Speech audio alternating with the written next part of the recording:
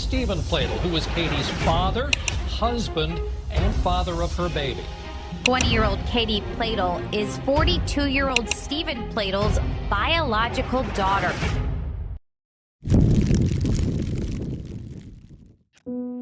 Ang tragic case ni Katie at Stephen Pladl ay nag-iiwan na mas maraming tanong kaysa sa sagot.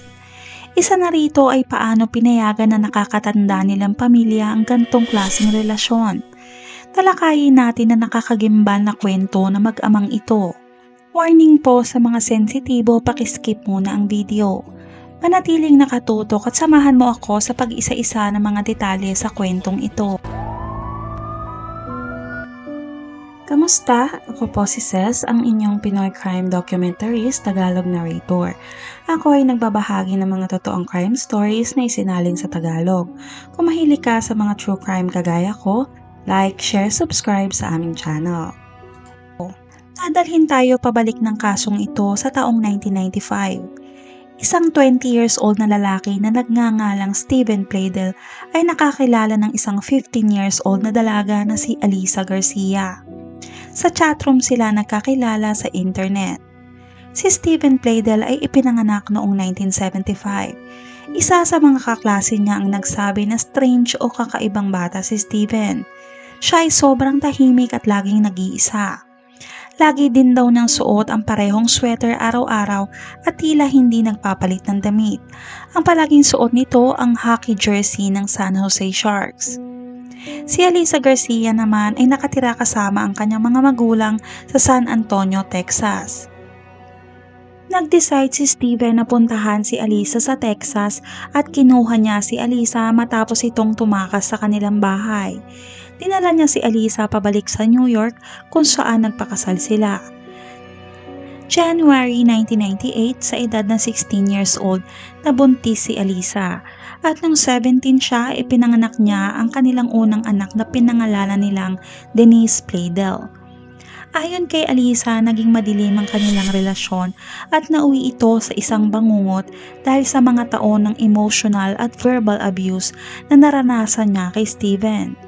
Si Stephen ay inaabuso si Alyssa pati na din ang kanilang baby. Minsan nga raw ay kinukurot niya si Denise hanggang sa magpasa ang balat.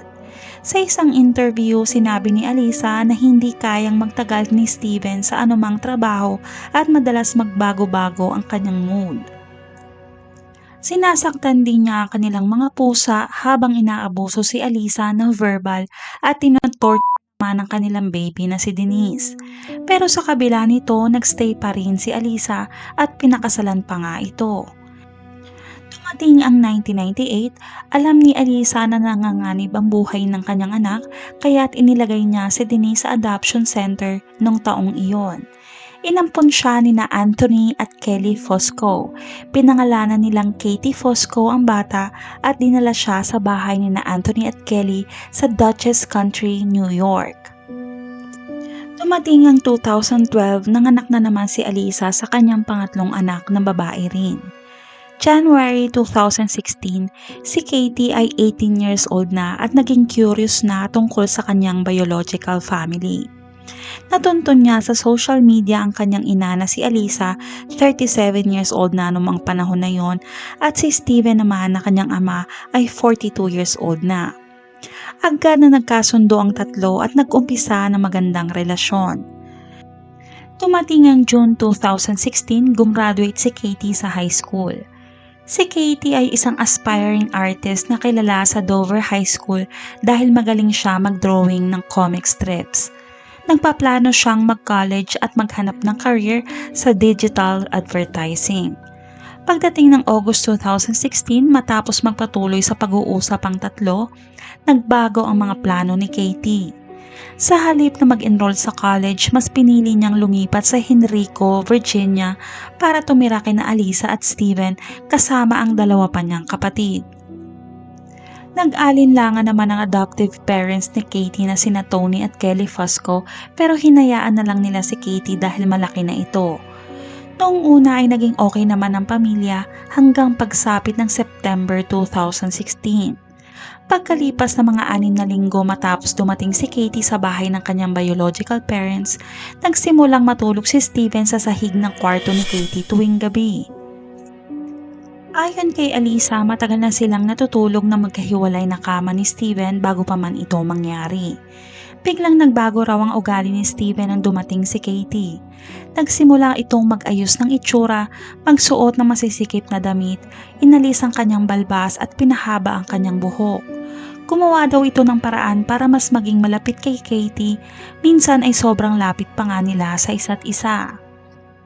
Sa pagitan raw ng September at November 2016, nagkaroon ng sexual na relasyon si Katie at Steven. Ayon sa mga eksperto, ang genetic sexual attraction or GSA ay isang phenomenon kung saan ang dalawang tao na hindi magkasama habang lumalaki ay nakakaranas ng malakas na atraksyon sa isa't isa kapag nagkakilala sila bilang matanda na. Kadalasan nangyayari ito kapag ang mga magkakapatid o magulang at anak na hindi magkakilala o hindi lumaki kasamang isa't isa pagkatapos ay muling nagkita o nagkasama ng adulthood. Dumating ang November 2016, umalis si Alisa sa kanilang family home at nag-file ng divorce. Dala ni Alisa ang kanyang 2 batang anak habang naiwan ang kustodiya ni Katie sa kanyang ama.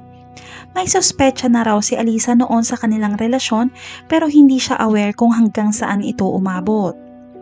Bandang late 2016 o early 2017, tinuruan daw ni Steven ang 2 maliit pa niyang anak na tawaging stepmom si Katie kaysa sa sister.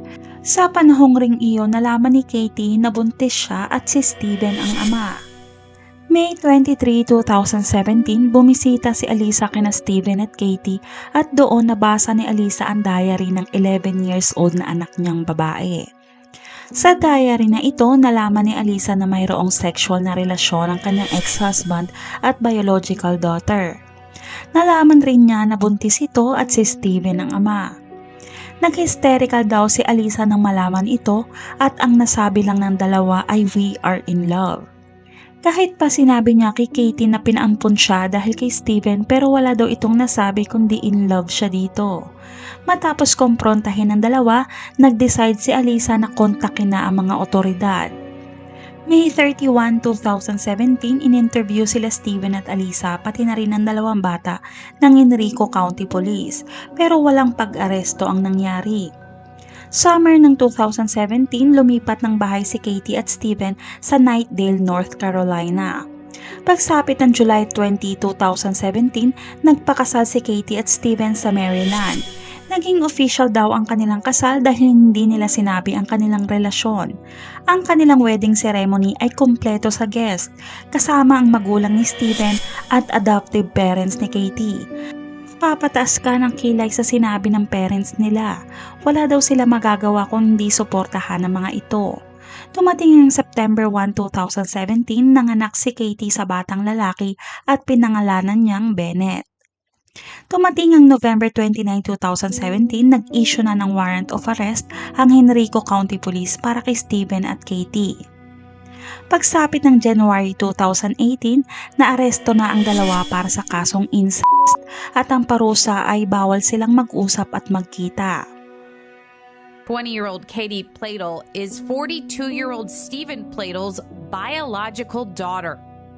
Samantala, ang baby na si Bennett ay inilagay sa pangangalaga ng nanay ni Steven sa North Carolina. Matapos ma-release ni Katie dahil sa piyansa, bumalik siya sa adoptive parents niya na sina Tony at Kelly. April 2018, tinawagan ni Katie si Steven at sinubukang tapusin ang kanilang relasyon sa telepono. Galit si Steven at pagsapit ng April 11, 2018, kinuha niya ang 7 buwang si Bennett sa bahay ng kanyang ina at inuwi ito sa kanyang bahay. Pagkatapos di umano, inilagay niya sa closet hanggang sa masufocate ito at mamatay. Tapos patayin ang anak, nag-drive si Steven magdamag mula North Carolina patungong New York. April 12, 2018, si Katie at Tony ay nag-travel mula sa Dover, New York, papuntang Waterbury, Connecticut para dalawin sana ang adoptive mother niya para maglinis sana ng bahay nito. Alam ni Steven ang routine na ito, kaya nagtungo si Steven sa Dover at sinundan niya ang sasakyan ni Katie at Tony patungong New Milford, Connecticut. Nang mag-stop sila sa red light sa intersection ng Route 7 and 55, binaril ni Steven si Katie at ang adoptive father niya na si Tony at agad silang namatay. Agad na inireport ng bystanders ang pangyayari at nadiskubre ng mga pulis ang katawan ni Katie at Tony sa kanilang sasakyan. Pagkatapos, tinawagan ni Steven ang kanyang ina para sabihin na pinatay niya si Katie at Tony at pati na rin ang kanyang anak na si Bennett. Pagkatapos noon ay tinutok ni Steven ang baril sa kanyang sarili at agad namang namatay. Nakita ng mga pulis ang katawan nito sa kanyang van sa Dover, 18 miles mula sa lugar kung saan niya pinatay sina Katie. Agad namang tumawag ang ina ni Steven sa 911 matapos makita si Bennett na patay sa bahay ni Steven. Pakinggan natin saglit ang tawag ng ina ni Steven sa 911. 911, added to the emergency. Yes, my son just called me, and he told me oh my God, North Carolina, he killed his baby, and he's in the house. Okay, you said that he told you he killed his baby. Ang trahedyang ito ay nagtapos sa karahasan. 4 ang namatay, sina Katie, Bennett, Tony at si Steven. Ayon sa isang officer, hindi natin maiintindihan kung ano ang motibo o ano ang nasa isip ni Steven, pero alam natin na marami siyang sinirang buhay. Ang kaso rin na ito ay gumawa ng atensyon para talakayin ang genetic sexual attraction.